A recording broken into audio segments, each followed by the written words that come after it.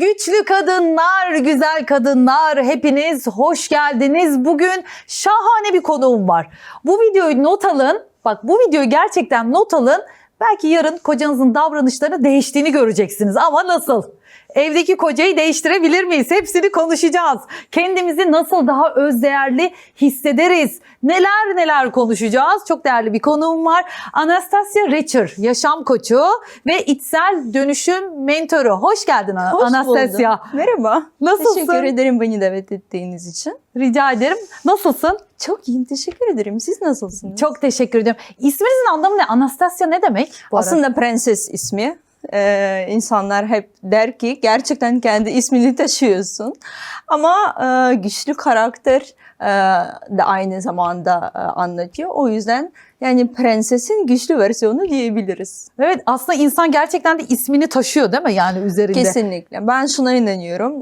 İsimler bize yukarıdan çok önceden gönderiliyor, veriliyor ve anneye babaya hani o iç sesi olarak artık hissediliyor. Yani böyle yok anne seçmiş, yok baba seçmiş değil.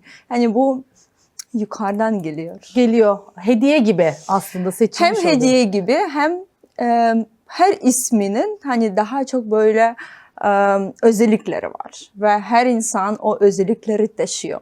O yüzden sen güçlü bir karakterli bir insan isen o zaman ne bileyim yumuşak karakteri taşıyan bir kızın ismi olamazdı sende.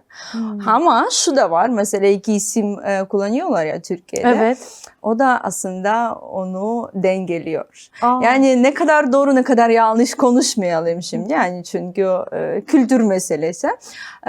Fakat hangi ismi seçersen onun özellikleri kesinlikle taşıyorsun. O yüzden bazı insanlar diyor ki ben işte cesaretli değilim ya da özgüvenim yok. Çift isim taşıyor. Birisi Ayşe, öbürü Fatma. Yani Fatma'nın daha baskın karakterli. O zaman Fatma'ya geçebiliyor. Fatma'ya geçtiği zaman farklı bir enerji geliyor. O yüzden yani kesinlikle ve kesinlikle isim insana etkiliyor. Etkiliyor, doğru söylüyorsun. Mesela benim ismim Aysu. Annem genelde kısaltır Ay der. Diyorum ki kısaltma Aysu. Evet. İkisi. Evet. Ay, tek söyle Aysu. Ay daha çok yumuşak ama aynı zamanda çok gizemli. Çünkü ay her zaman o gücünü gece gösterir. Ama Aysu onun yumuşak hali. Böyle soft. Dengeli. Evet, dengeliyor. Evet. Aslında bu çok enteresan bir konu. Bunu planlamamıştım. Asla. Planlamamıştım. Şu anda yayında konuştuk isminizin anlamını sorunca. Evet. Az sonra şeyi de soracağım bununla ilgili. Mesela bir erkeğe hangi cümlelerle yanında tutabilirsin? Belki ismi şey ama bazen böyle tılsımlı bir şey söylersiniz. Vallahi böyle altınları dizdirirsin koluna. Şimdi onu da soracağım. Şöyle bir şey var. Yani ne söylediğin değil, nasıl söylediğin önemli. Yani biz aynı cümleyi ikimiz kurabiliriz. Ama benim söylediğim şekli adama farklı bir şekilde etkileyebilir. Sizin söylediğiniz bambaşka bir şekilde etkileyebilir. Nedeni şu, çünkü ses tonlanması çok önemli. Yani biz diyoruz ki işte erkeğe her şeyi nasıl yaptırabiliriz? Evet. Yani bana bunu alsın, şunu alsın. Beni hani taşısın, kraliçeler gibi. Ben aslında çok yumuşak karakterli bir insan değilim. Çok güçlü, çok baskın. Ama o ses tonunun nerede ve nasıl kullanılması gerektiğini biliyorum. İşte o yüzden kadınlara her zaman bunu öğretiyorum. Kadının gücü her zaman yumuşaklıkta. Sen yumuşak olduğun zaman her şeyi yaptırabilirsin. Ama hiçbir şeyi de zorla yaptıramıyorsun. Onu da sevgiyle. Biz Türk kadınları bunu yaptıramıyoruz galiba ya erkeklere. Öğretiyorum. Türk kadınlarla çalışıyorum ve birçoğu Türk kadınlar buna geliyor.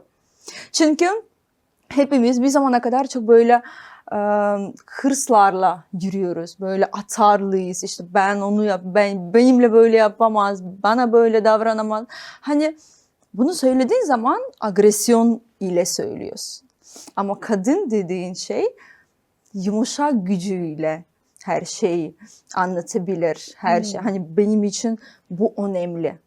Benim için hani anlatarak ve kesinlikle yumuşak bir şekilde.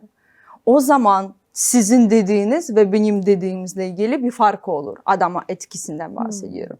Yani çünkü mesela siz dersiniz ki benim Hadi ben Param- sevgiliniz olayım. Evet. Ben mesela Ahmet'im şu anda. Tamam. Tamam mı? Anastasia da benim sevgilim. Evet. İkna edeceksiniz beni. Geldiniz, ben çalışıyorum Evet. mesela. İkna edeceksiniz Ahmet'i. Ne yapacaksınız?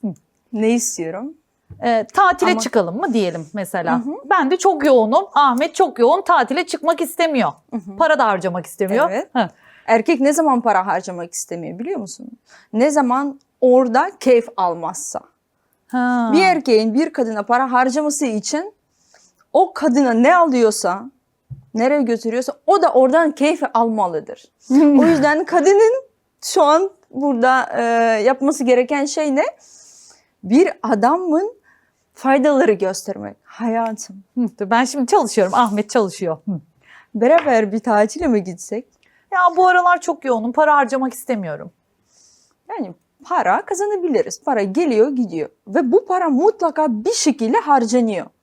Ama biz seninle beraber güneşlenebiliriz. Orada keyifli zaman. Ben sabah uyanırım, denizin karşısında otururum. Sen de kahveni içersin. Huzurlu, sakin bir şekilde telefonunu kapatırsın. Dinlenirsin. İşin çok yoğun. Yani ne gerek var hani kendini o kadar yıpratmaya. Hayal kurduruyorsunuz. Hayal kurduruyorsun değil. Onu tatile gönderiyorsun ve o duyguları şimdiden itibaren yaşıyor. Ve onu yaşadığı için o da bir an önce gitmek istiyor. Ha, anladım. Siz ona o durumuna hani o iç haline getirmelisiniz. Sen de dinlenirsin. Sana da ihtiyacı var. Onun aslında iyiliği için gibi göstermek sanki. Ben de çok mutlu olurum. Ha. Ve ben mutlu olduğum zaman biz mutlu oluruz. Çünkü bir ailede bir kadın mutluysa tüm aile mutlu. Bir ailede huzursuzluk varsa eğer demek ki orada kadın huzursuz. Çünkü kadın her şeyi yayılıyor. Her şeyi. Bir kadın. Erkekler bunu anlasalar çok kolay olurdu her şey. Ya bir kadını mutlu et. Onu duy. Biz demiyoruz ki tek taraflı bir ilişki. Hani kadını her zaman mutlu et. Kadın hiçbir şey yapmak zorunda değil demiyoruz. Ama şunu anlamalısın. Bir kadın evde o atmosferi yaratan kişidir. Ve o atmosfer huzursuz olduğu zaman sen o kadınla iletişim kurmasan bile o atmosferin içinde bulunuyorsun. Enerji, her şey enerji. Tabii yani şu an bu kelimesi artık o kadar çok popüler oldu ki her yere o kelimeyi sokuyorlar. Enerji. Ama enerji dediğimiz alan. Bizi çevreleyen her şey enerji. O yüzden sen onu doğru bir şekilde yaratırsan seninle o alanın içinde bulunan herkes mutlu olur. Biz Türk kadınları nerede hata yapıyoruz bir şey isterken? Kavgaya dönüşüyor, birden tartışma çıkıyor. Adamın da gözü dışarı kayıyor mesela. Sizin sorunun içinde cevabı var. Kavga ederek, bir şey isteyerek ve bunu kaba bir şekilde söylemesi. Trip. Yani siz ne sanıyorsunuz? Biz mi trip atmıyoruz? Biz de çok iyi yatmayabiliriz. Ama bizimki daha çok uyanık bir şekilde. Nasıl? Yani biz trip atmaya başladığımız noktada her zaman şunu düşünüyoruz. Bu bana neyi kazandırıyor? Benim bir hedefim var ve ben o hedefe ulaşmak istiyorum. Eğer bu trip beni hedefe getirmezse ben neden kendimi zehirlendireyim? Hani bu kavgayla, tartışmayla, bu suratıyla. Neden? Ben hedefe odaklıyım. Benim hedefim mutlu olmak. Benim hedefim istediğimi almak. Adamdan veya herhangi başka bir kişiden. Eğer bu bana fayda getiriyorsa ben tartışabilirim. Ama bir kadın tartıştığı zaman demek ki senin daha şansın var. Bir kadın seninle tartışmıyorsa demek ki orada her şey öldü. O yüzden erkekler hep şikayet ederler ya işte trip atıyor ya da işte ne bileyim sürekli şikayetçi. Teşekkür edin ki şikayet ediyor. Bir kadın sustuğu zaman olay bitiyor. Doğru, çok doğru. Şimdi bunu daha detaylı konuşacağız ama merak ederler belki. Siz aslen Ukraynalısınız. Doğru. Ama babası Türk. Anastasia Trabzonlu, Hanım'ın evet. babası Türk. Evet. Trabzonlu. Evet. Nasıl tanışmışlar acaba? Deniz'e çok merak ettim. Kader diyelim. Kader. Anneniz de akıllı kadınmış yani. Annem hem çok akıllı, hem çok güzel, hem çok zeki bir kadın. Kendisi zaten numerolog. Hı hı. Profesyonelce bu işi yapıyor. Çok tatlı bir kadın. Bu arada Bahçeşehir Üniversitesi siyaset Evet. okumuşsunuz. Evet. Ondan sonra Televizyon, iletişim, sinema okudum. televizyon, sinema Evet. yani dolu dolu. Arka background'u da Evet. dolu dolu. Ama neden mesela yaşam koçu? Hani insanları dönüştürmeyi mi istediniz? Neden bunu seçtiniz mesela bu kadar? Ben şuna inanıyorum. Bizim her birimizde bir iç sesimiz var. Hani bazı insanlar buna işte ruh der, bazı insanlar işte kalbin sesi der. O seni aslında çocukluktan beri yönlendiriyor. O sana ipuçları veriyor. Biz ona odaklasak zaten baştan beri anlarız bizim görevimiz ne, biz hangi işi yapalım. Ama toplum bize çok etkiliyor ya, anne baba, bulunduğumuz ortam. İşte bize etkilediği için biz bazen yanlış yöne gidebiliyoruz. Yani Türkiye'de bu çok meşhur. Mesela anne babanın istediği mesleği okumak, anne babanın seçtiği kişiyle evlenmek. Kendi hayatınızı mahvetmek istiyorsanız evet, anne babanın dediğini yapın. Ama o iç sesi dinlerseniz sizin doğru yapma ihtimali daha çok yüksek. İşte ben de bir zamanlar aslında çocukluğumdan beri hani konuşmayı çok severdim. O yüzden dedim ki siyaset tam benim alanım. Yani avukat siyaset arasında kaldım ama sonra Türkiye'de yaşayacağım mı yaşamayacağım mı diye bilmediğim için hani Türk kanunları işte hani bana Amerika'da yaşamaya karar verirsem hiçbir fayda etmez. Dolayısıyla dedim ki siyasete gireyim. Hani orada da konuşma, o Ön planda hakları olma. savunma Evet. olayı var. Evet. Sonra Washington DC'de okudum. Bahçeşehir Üniversitesi. Ve orada anladım ki bu alan benim için değil. Çünkü siyaset dediğin her zaman bir şey ispatlamak zorundasın. Hep savunacaksın. Savunmak zorundasın. Yalan söylemek zorundasın. Yani bir siyasetçi yalan söylemiyor diyorsa yalan söylüyordur. Var yani politikanın yapısı bu, doğası bu. Evet, bu yani background. Evet. Bu böyle. Ben de Washington DC'de hani yaşadığım sürece hep böyle etkinliklere katıldım, toplantılara katıldım. Hani biliyorsunuz Washington DC yani siyasetin ta o merkezi. Ve ben o insanları hep böyle izliyordum. Diyordum ki ben böyle olmak istiyor muyum? Ben bunu mu istiyorum? Hani hep böyle savun.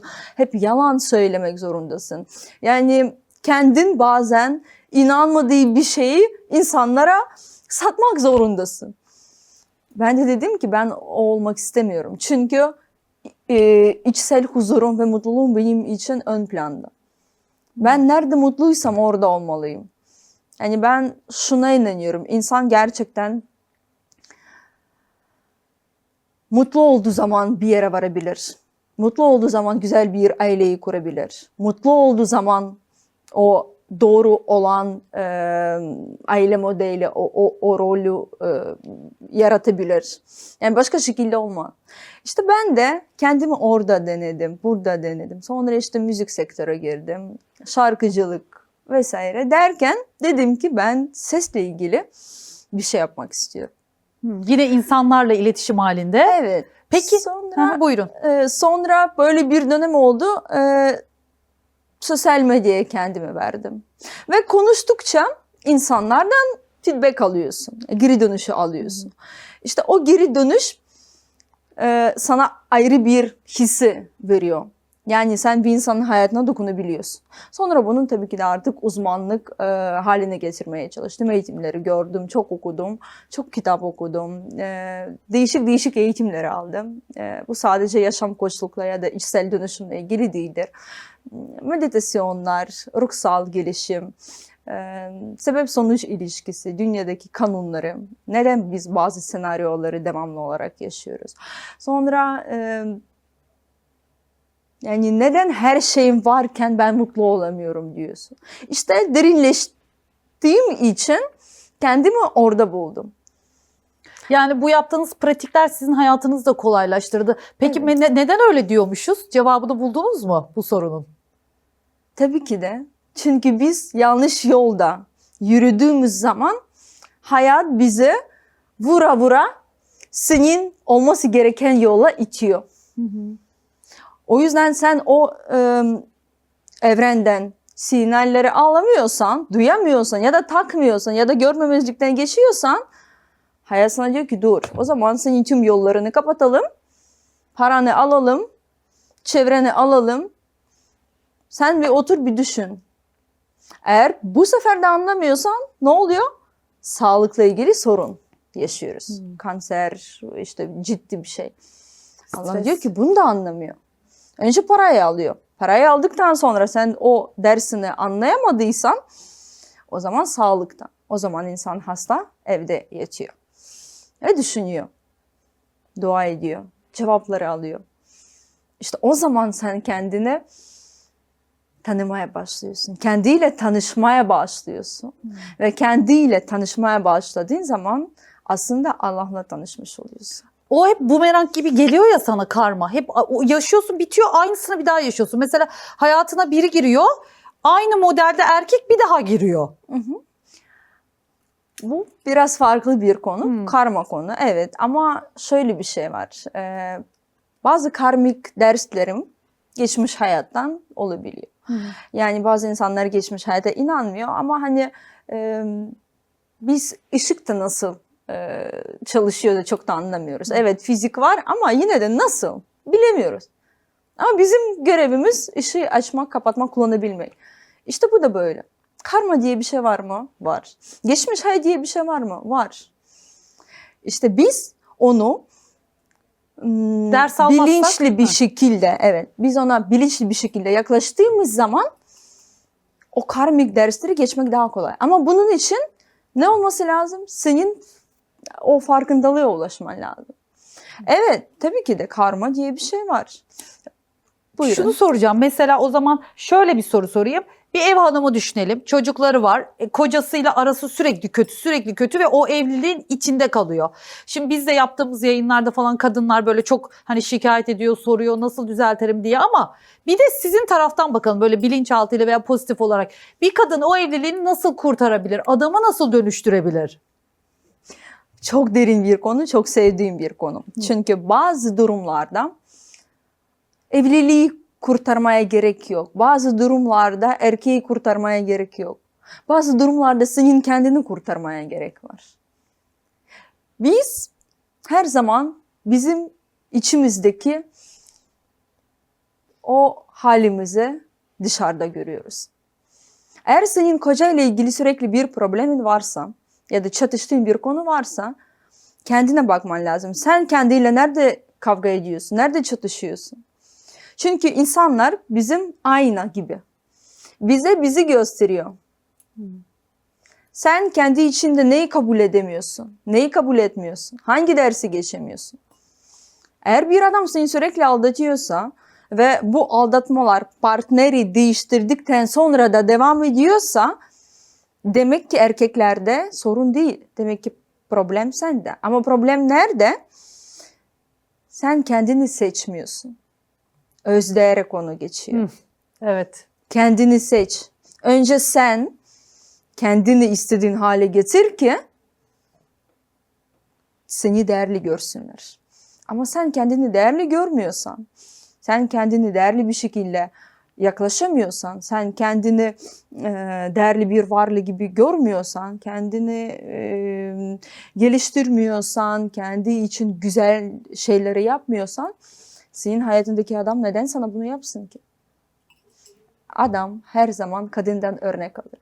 Sen kendiyle nasıl ilgileniyorsan adam sana o şekilde davranır. Her zaman kopyalıyor, yapıyor, kopyalıyor, yapıyor. Kendini çok değerli hisset. Kendini mutlu bir hale getir ki adam şaşıracak. Diyecek ki ne oluyor? Bu kendi kendine de Bu mutlu. ne oldu? Bu neden mutlu? Sonra diyor ki benim buna ya ayak uydurmam gerekiyor ve bu mutluluğu büyütmem gerekiyor. Ya da hani bizim yollarımız ayrılıyor. Ama her adam mutlu bir kadının yanında olmak ister. Çünkü erkekler kadınların enerjisiyle besleniyor. Her zaman bu böyle. Kadın verici taraf, erkek alıcı taraf. İşte tam da bu yüzden erkekler kadınlara hediye almalı. Bir şeyler almalı. Çünkü kadın veriyor, senin o aldığını dengeleyebilmek için ona bir şey vermen gerekiyor. O yüzden sen kadına ev alırsan o sana orada huzuru yaratır. Sen kadına yemek için malzemeleri getirirsen o sana yemeği hazırlatır. Sen kadına parayı ver, o kendine baksın, kendiyle ilgilensin, kendini mutlu etsin. O da sana o evde sevgi ve huzuru yaratır. Kadına verdiğin her şeyi geri alırsın. O da onu x2 yaparak sana geri veriyor. Doğru söylüyor aslında. Evet, çok mantıklı. Ama şu mesela hep ben derim. Yani bence, ben fikrim, hadi burada bir tartışalım. Olur. Bence bir erkek bir kadını seçiyor. Bir kadın erkeği seçmiyor ilişkide. Kesinlikle öyle bir şey yok. Neden? Kadın erkeği seçiyor. Erkek isterse o kadın hayatında durur. Bence evlilikte de erkek evleneceği kadını seçiyor. Kadın seçmiyor. Kadın seçiyor. Nasıl? Öyle, şöyle bir şey var. Erkek baştan beri seni onun hayatında istediğini belli ediyor olabilir. Seni kazanmak için elinden geleni yapıyor olabilir. Ama o sadece çabalıyor. Bugün Ahmet var, yarın Mehmet var. Ve 3 kişi senin için aynı şeyi yapıyorsa sen herkesle mi gidip evleneceksin? 3 tane adam senin kalbini, gönlünü kazanmak için uğraşıyor. Yok, orası öyle, evet, ama şöyle mesela bir erkek gerçekten de evlenmek istiyorsa evleneceği kadını kendi seçiyor. Mesela 5 yıllık bir ilişkisi var bir arkadaşımın. 5 yıl boyunca bekledi. Adam ona evlilik teklif etmedi. Sonra 2 ay tanıdığı gitti biriyle evlendi. Ne demek oluyor? Kadın seçiyor. Ama adam gidip 2 aylık kadınla evlendi. Yani adam her zaman çaba göstermeli. 5 yıl çaba oyaladı kızı. göstermiyorsa ve o çaba gösterdiği bir şeyi bir yere getirmiyorsa, hani bir 5 yıllık bir ilişki Oyaladı var. Yani kızı, bekletti. evet, bir hedef olması lazım değil mi? Yani Evet. Kız diyor ki artık yani Evet. hani yüzük. Evet. Yani erkek inadına çok şey yapabilir. Erkekler yani ne bileyim işte kız gidip 5 yıldan sonra başka biriyle evleniyorsa erkek de ertesi gün gidip evlenebilir. Ama bu inadına. Ama soruya geri dönersek yani kadın mı seçiyor erkek mi? Tabii ki de kadın. Tabii ki de kadın. Yani biz söz hakkı olmayan kızlardan bahsetmiyoruz. Ya da işte karakteri olmayan kadınlardan bahsetmiyoruz. Duruş. Bir kadının duruş olması lazım. Bir kadının duruşu varsa, karakteri varsa o seçer. Her zaman o seçiyor. Erkek seni seçiyorsa o mutlu bir ailenin olma ihtimali çok düşük. O zaman kız çok ödün veriyor kendinden. Tamam, olur. Hani madem öyle gibi. Peki biz nasıl erkekleri seçelim? Seni hayatında çok istediğini belli eden erkeği, senin için çok çabalayan, seni gerçekten istiyorum diye sözlerle değil, hareketlerle, davranışlarla belli eden erkeği seçmek lazım. Eğer sadece bu varsa her zaman bu olacak hayatınızda. Hayatım, tatile gidelim. Gideceğiz hayatım. Aşkım ben o çantayı istiyorum. Alırız bir sonraki ay ya da seneye. Hareket yok. Hareket yok. Action. İşte o yüzden baştan beri sadece bir erkeği şöyle değerlendireceksin. O benim için ne yaptı? Beni kazanmak için ne yapıyor?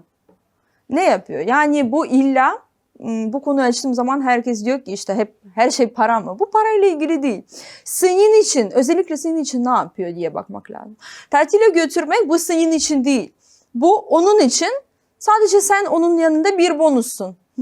Onun zamanını renklendirmek için bir varlıksın.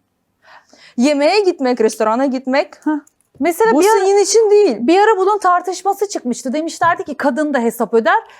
Ben mesela şey diyenlerdenim, erkek hesap öder. Magazinde çok, hatta ünlüler arasında böyle bir polemik olmuştu bu. Sizce bir restorana gittiğinizde her zaman hesabı erkek mi ödemeli, kadın da hesap öder mi? Alman usulü diyorlar ya.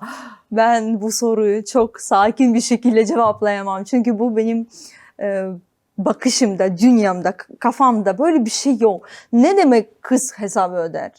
Ne demek? Ben kendi hesabımı kendim ödeyebilirim. Sorun değil. Ama ben seninle bir yemeğe geliyorsam seni karşımda adam olarak görmek istiyorum. Adam dediğin hesabını da öder. Her şeyi de yapar senin için. Hani ben kuzenimle gelmedim ki yemek yemeye. Ben bir kardeşiyle gelmedim ki yemek yemeye.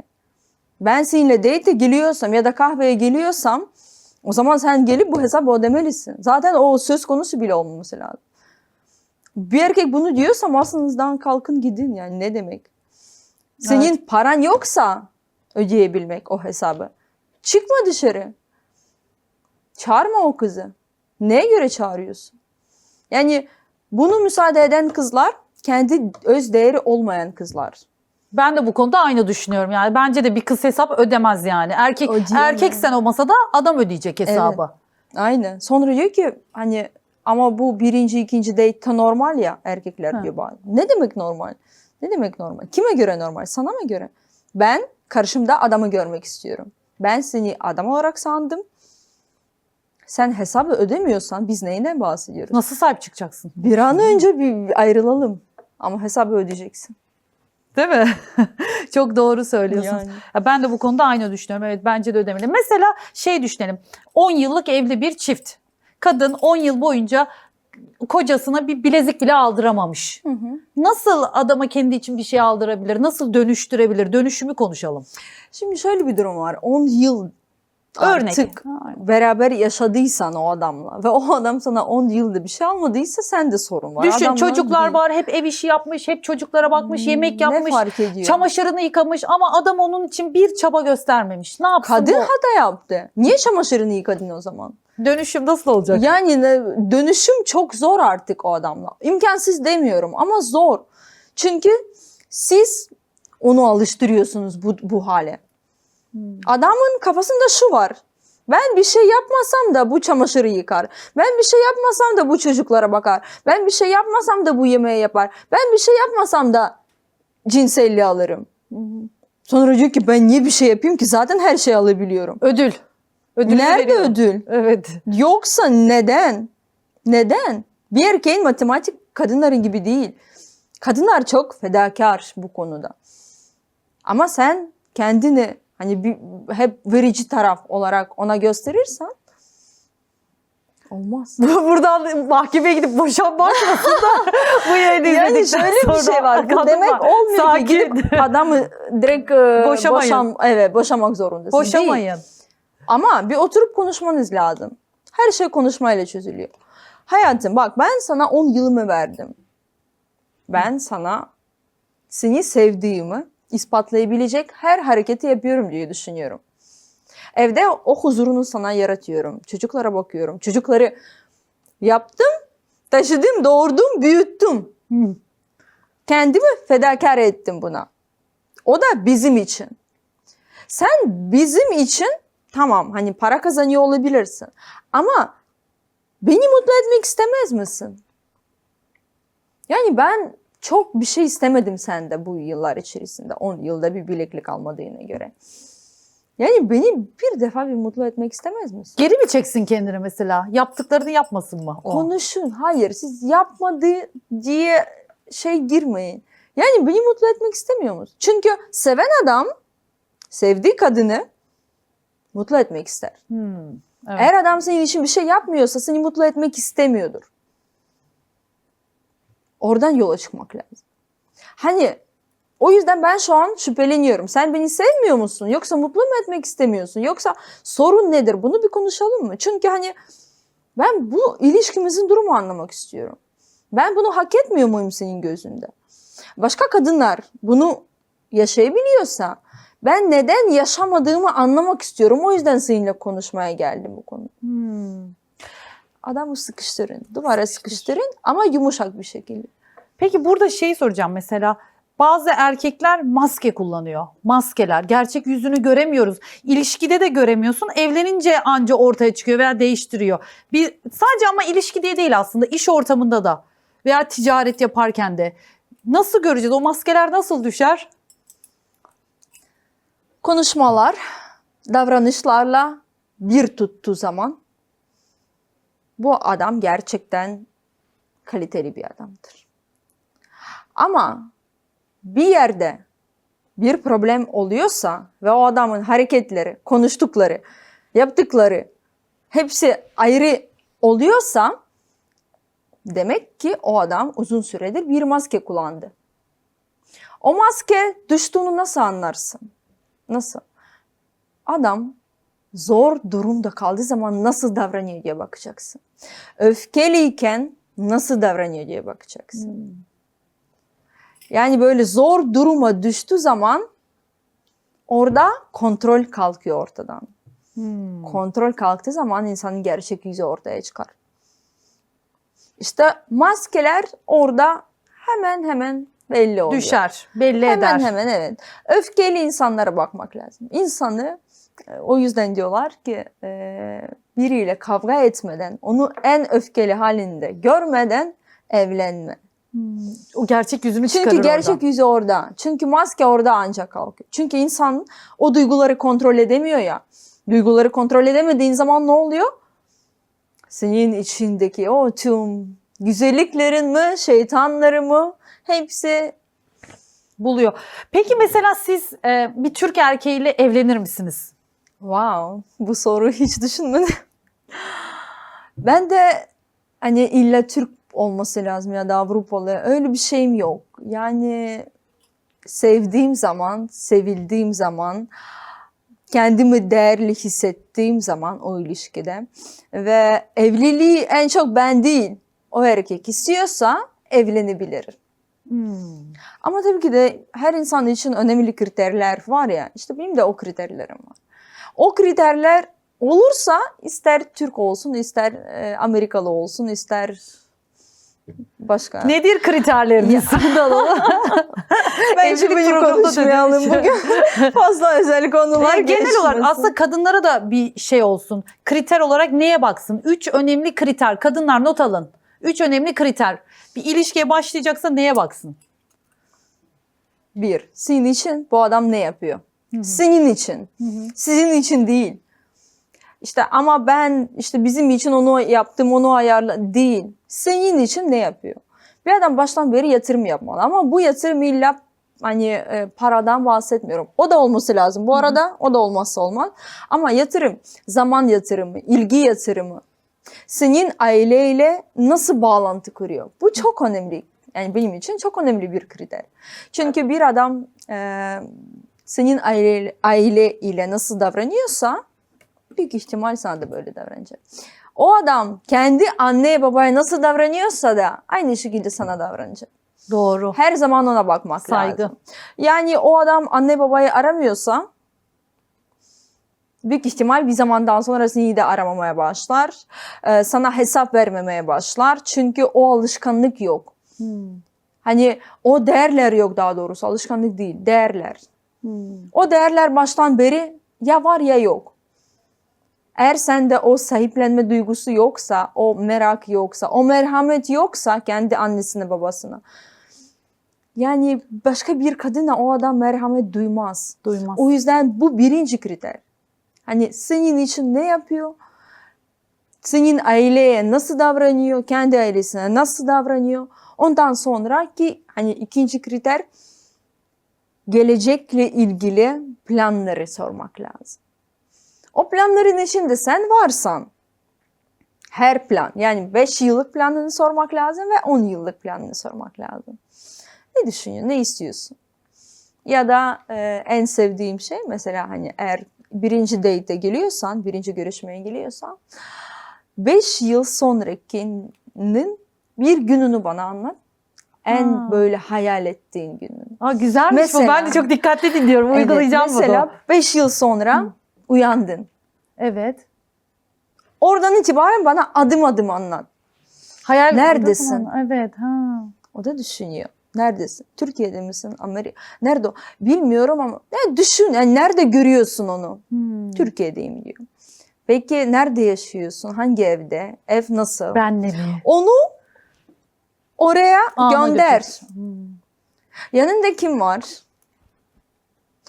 Kalktıktan sonra ne yapıyorsun? Kulüpteyiz, kızlarlayız falan O da diyorsa olabiliyor. gönderin. Evet, ben Monaco'dayım, teknedeyim diyen adamlar var. Ben Değil bunu mi? da duydum. Evet. Dedim tamam o zaman Arrivederci. Peki kadınlar kadar erkekler de geliyor mu size danışan olarak? Erkekler de dönüşüm için geliyor mu? Son dönemde çok erkek geliyor. Neden geliyorlar mesela? Yani ben erkeklerle bir zamana kadar hiç çalışmıyordum. Çünkü nedeni şu, daha çok benimle tanışmak amacıyla gelirler diye düşündüğüm için hani boşuna zaman harcamak istemiyorum. Çünkü dönüşüm programım, hani danışmanlığım ya da mentorluk hani belli bir program üzerinde ilerliyor. Ve orada yapılması gereken bazı uygulamalar var.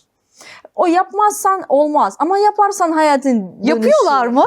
Erkekler hani benim pratiğimde böyle 4 tane gerçekten hayatı tamamen değiştiren erkekleri gördüm. Hani böyle dibine düştüm diyen adam, büyük adamlar, hani şeyden bahsediyorum, hani statüs olarak, para İş adamı olarak, yaş olarak.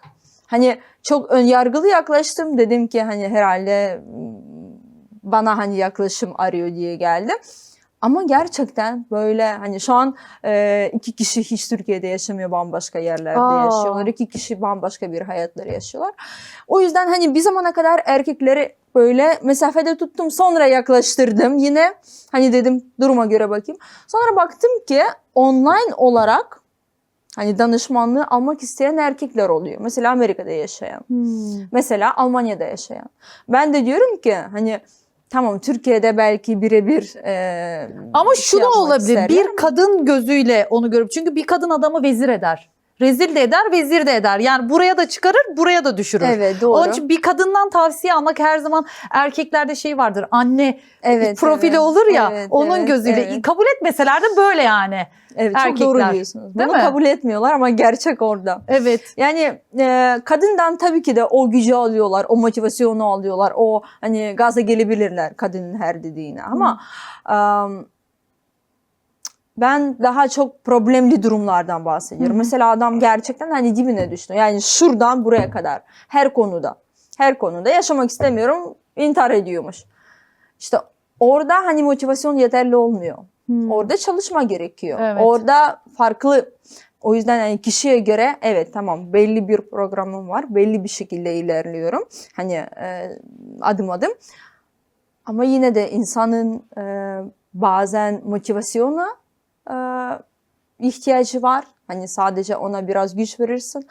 Ama bazen onu daha çok böyle çocukluğa geri döndürmen lazım ve anneyle babayla olan ilişkiyi düzeltmek lazım.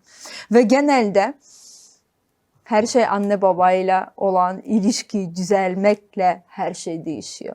Ve erkekler buna en baştan inanmıyor ya, hani. Evet. Ay işte bu konulara çok böyle spiritüel olarak bakıyorlar veya hani çok ciddi yaklaşmıyorlar. Ya da ben artık yani kocaman bir adam oldum, anneye babaya mı şimdi düşerim? Onlardan mı özür dileyeceğim diyor, yani ne özür dileyeceğim? Babam beni tüm çocukluğum dövdü diyor. Neyinden özür dileyeceğim? İşte bu affetme haline getiriyorum. Ve onu getirdiğim zaman insan gerçekten içsel olarak öyle bir rahatlama yaşıyor ki. Hani çünkü bizi tutan her şey travmalardan kaynaklanıyor. Hani bizi ilerlemeye müsaade etmeyen o ipler anne babana. Sebebi şu, çünkü biz evet başka yerden geliyoruz ama mesela böyle son derecede kendini kötü hissettiği zaman insan ne yapar? Allah'a dua eder. Ay Allah'ım lütfen yardım et. Allah'ım lütfen hani beni buradan kurtar gibi şeyler. Allah da diyor ki tamam, benden yardım istiyorsun. Çaba göster. Hani ben seni bu dünyaya gönderirken sana 2 tane koruyucu melek verdim. Anneni ve babayı. Hani benim yardımcı olarak onlar. Çünkü sen bu dünyayı anne babanın gözünden tanıyorsun baştan beri, yani değil mi? Sen onlarla anlaşamıyorsun. Onlarla ilişki Niye benden? Git onlardan başla. Çünkü Allah'a geçiş anne baba. Evet. En kolay yolu o. Doğru. Tek demiyorum. Bir sürü farklı yollar var. Evet doğru aslında ama kişiye özel bir dönüşüm bu herhalde. Onun zayıf olduğu yerleri tespit edip ona göre bir dönüşüm programı hazırlıyorsunuz diye Evet, düşünüyorum. doğru. Şimdi program bitirken biraz da eğlencelik olsun istiyorum. Olsun. Bunu aslında normalde Anastasia bakmıyormuş buna. Yani çok eskiden yapıyormuş numeroloji. Anneniz hala numerolog. Doğru, doğru. Değil mi? Ama ben yayına girmeden önce bana dedi ki ne zaman doğdun dedi. Ben de 28 Ağustos dedim. Sonra çok nokta atışı tespitler yaptı.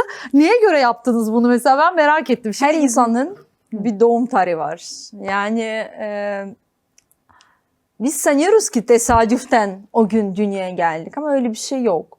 Yani her şey, bu dünyada her şey düzen içerisinde. Her şeyin bir programı var. Her şey. Yani şimdi bazı insanlar buna Matrix der, bazı insanlar işte kader der. Ama bizim doğum tarihimiz ne demek? Doğum tarihi üzerinden biz Allah'tan verilen tüm yetenekleri öğrenebiliriz. Ve biz o yetenekleri gerçekleştirdiğimiz zaman tüm yollarımız açılıyor. Sonra bizim soyumuzdan gelen görevler var. Yani bizim atalarımızdan. Evet anne babayla belki ilişkin güzel. Ama senin dedeler ya da işte anneanneler, babaanneler vesaire. Hani onlar bir misyonunu tamamlayamadılarsa sana bu ders geçebiliyor. Ve sen sırf bunu geçmediğin için ilerleyemiyorsun. İşte o görevi geçtiğin zaman daha da çok hızlı ilerleyebiliyorsun. Bir de bizim kariyer üçgenimiz var. Kariyer üçgenimiz bizim en büyük potansiyeli gösteren bir şeydir. En büyük paraya nasıl ulaşabiliriz?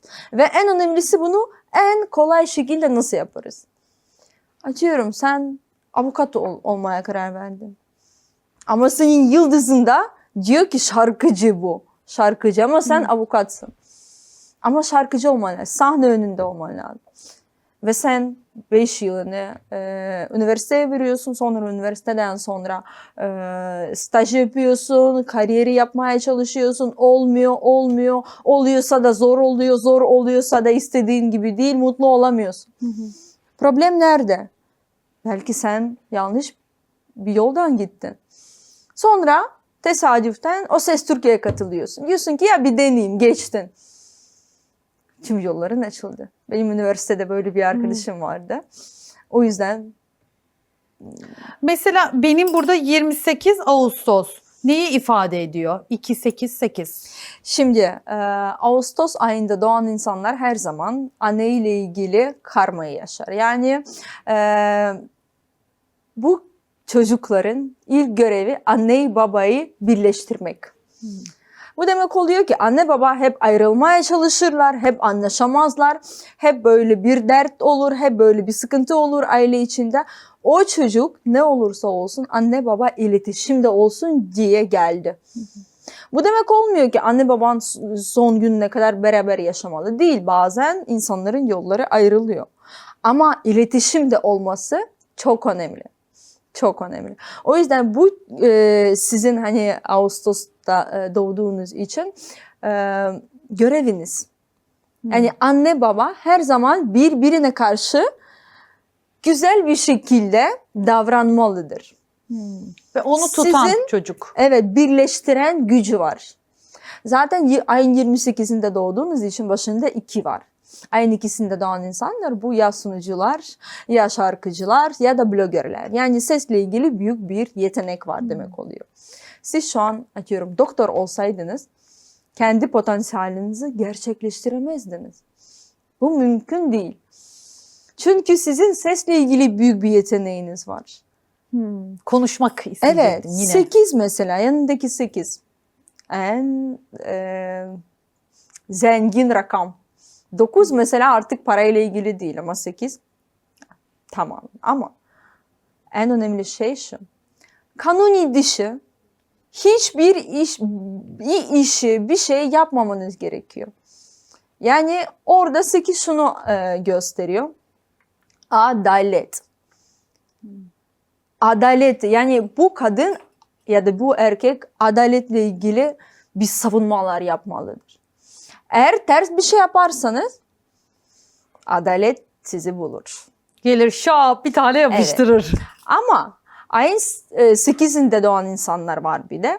Bu genelde ya avukatlar ya da hakimler ya da kim çalışıyor şeyde? Vergi dairesi, memur, Yok. polis, emniyet, Adalet Sarayı'ndaki olan herkes. savcı. Hı. Yani onlar. Ama onlar bile bir yerde kanun dışı bir şey yaparlarsa kader onları çok ekstra çarpar. Sebebi şu, çünkü senin görevin bu. Sen ayın 8'inde doğdun. Bana belki bu hiç etkileyemez ama sana çok dokunur. O yüzden sizin mesela adaletle ilgili ve konuşma ile ilgili yeteneğiniz var. Sadece 2 olsaydı ben şunu diyebilirdim. Şarkıcı. Tamam, anladım. Yani o yanındaki rakamla değişiyor. O da değişiyor.